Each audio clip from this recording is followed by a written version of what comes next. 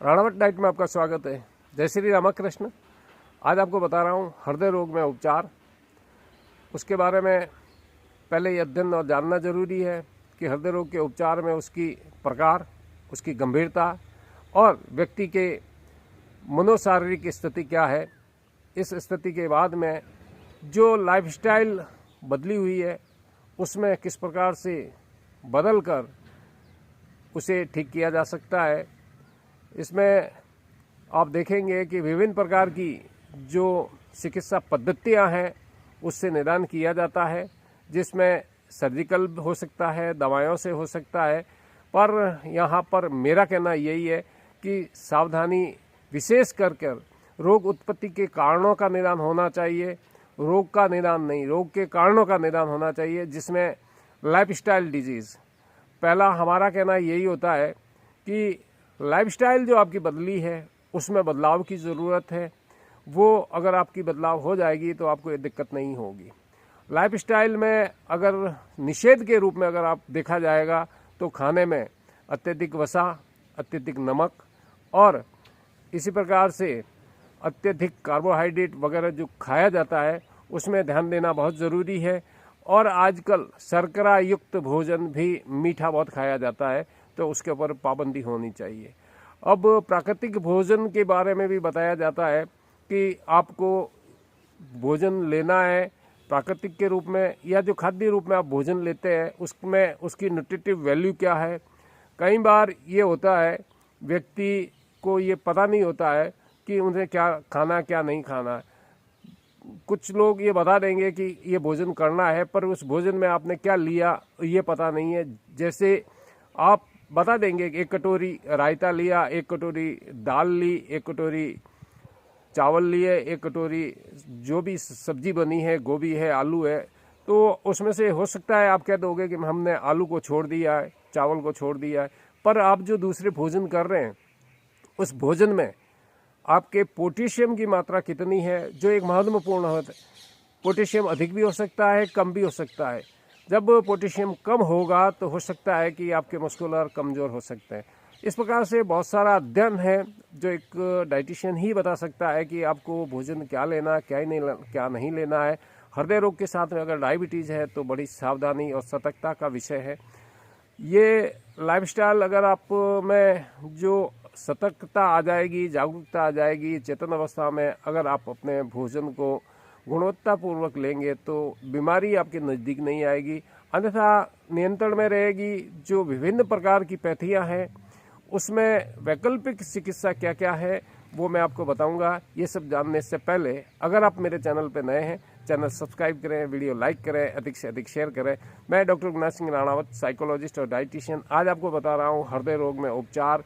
जो विभिन्न पद्धतियाँ हैं उसमें आप देखेंगे तो आजकल व्यक्ति श्रम नहीं कर रहा है, क्योंकि साधन सुलभ होने से, आर्थिक स्थिति अच्छी होने से व्यक्ति व्यायाम नहीं करता है, कसरत नहीं करता है, मेहनत नहीं करता है। तो खान पान के साथ में व्यायाम करना बहुत ज़रूरी है। व्यायाम हो सके कि आप अच्छे किसी चिकित्सक के जो व्यायाम बताने वाले हैं उनसे सलाह करके योगाचार्य से लेंगे व्यायाम तो बढ़िया रहेगा। सब व्यक्ति के लिए एक प्रकार का श्रम संभव नहीं हो पाता है कि अगर महानगरों में रह रहे हैं तो वहाँ फुटबॉल खेलना, वॉलीबॉल, हॉकी खेलना संभव नहीं हो पाता है कि ग्राउंड निकट नहीं होते हैं, या साइकिलिंग करना। तो हो सकता है कि सबके लिए भिन्न भिन्न प्रकार के व्यायाम होते हैं। आपको अपने निकट किसी अच्छे डाइटिशियन या अच्छे मनोवैज्ञानिक या जो आपको अच्छे व्यायाम दे सकते हैं, वैद्यराज जी वगैरह, योगा घर में बैठ के भी आप कर सकते हैं, तो उसका आप इस्तेमाल लीजिए। और अगर आप तनाव से ग्रसित है तो तनाव का प्रबंधन करना बहुत ज़रूरी है। तनाव का जीवन में गहरा बहुत प्रभाव पड़ता है। सामान्य तौर पे अगर देखेंगे आप तो जैसे किसी को चिंता, टेंशन हो गया है तो होते ही उसके 2 प्रभाव सुनिश्चित आपको देखने को मिलेंगे, जिसमें पहला तो आपकी नींद खराब हो जाएगी, अच्छी क्वालिटी की नींद नहीं आ सकती। दूसरा भूख पर होता है, भूख नहीं लगती है। जब चिंता में होता है व्यक्ति, तनाव में होता है, तो अब व्यक्ति को भूख नहीं लगती है। और क्या खाना क्या नहीं खाना, उस समय ये ध्यान नहीं रहता है और जंक फूड की जहाँ रिक्वायरमेंट बढ़ जाती है, इच्छाएं वो भोजन करने की हो जाती है जो उसके लिए अच्छा नहीं है, उसके स्वास्थ्यकर भोजन नहीं है, वो भोजन खाने की लालसा बढ़ जाती है और लालसा व्यक्ति के वर्तमान में रहने की क्षमता को कमजोर कर देता है। इसलिए लालसाओं में न उलझें। और दवाइयों के रूप में देखेंगे तो ब्लड प्रेशर नियंत्रण की जो दवाइयाँ दी जाती है, जिसमें एंटी हाइपरटेंसिव दवाएं हैं, वो ACE इनहिबिटर या बीटा ब्लॉकर होती है। कोलेस्ट्रॉल कम करने की दवाइयाँ दी जाती है, स्टेटिन जैसे एंटोवार्स्टिन, ब्लड थिनर जैसे एस्पिरिन या वारफेरिन, रक्त का थक्का बनने से रोकने के लिए, दिल की धड़कन को नियंत्रित करने वाली दवाएं, एरिथमिया के लिए बेटा ब्लॉकर या कैल्शियम चैनल ब्लॉकर्स दी जाती है। मधुमेह नियंत्रण करने की दवाएं जैसे ब्लड शुगर को नियंत्रण करने के लिए औषधियाँ दी जाती है। चिकित्सा प्रक्रियाएं में एंजियोप्लास्टी और स्टेंटिंग, ब्लॉक की गई धमनियों को खोलने के लिए भी दी जाती है। इस प्रकार से बाईपास सर्जरी भी सुविधाएं उपलब्ध होती है, इमरजेंसी में ली जाती है। ब्लॉक्ड धमनियों को बाईपास करने के लिए ये बाईपास सर्जरी दी जाती है। पेस मेकर इम्प्लांट जो होता है वो अनियमित दिल की धड़कन, एरिथमिया को नियंत्रण करने के लिए भी होता है। वॉल रिपेयरिंग या रिप्लेसमेंट में भी हृदय गति ग्रस्त जब हृदय वाल्व को सुधारना या बदलना पड़ता है। हार्ट ट्रांसप्लांट की स्थितियाँ भी होती है। गंभीर हृदय विफलता के मामले में हार्ट ट्रांसप्लांट भी किया जाता है। आपातकालीन उपचार, इमरजेंसी ट्रीटमेंट भी होता है। हार्ट अटैक के दौरान थ्रोम्बोलिटिस थेरेपी ब्लड क्लॉट को घोलने के लिए दी जाती है और इमरजेंसी एंजियोप्लास्टी के रूप में भी है। CPR देना सीखना चाहिए।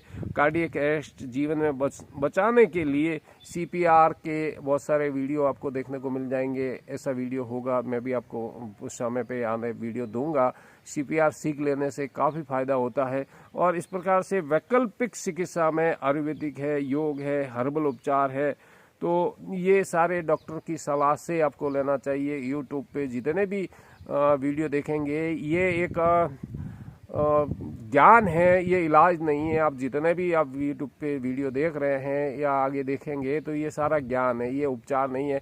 आपने देखा होगा कि एलोपैथिक मेडिकल की स्टोर दुकान जो होती है, वहाँ पर उस केमिस्टों को, उन दुकान वालों को सब दवाएं पता है, फिर भी वो इलाज नहीं करते हैं, वो डॉक्टर के पास में जाते हैं।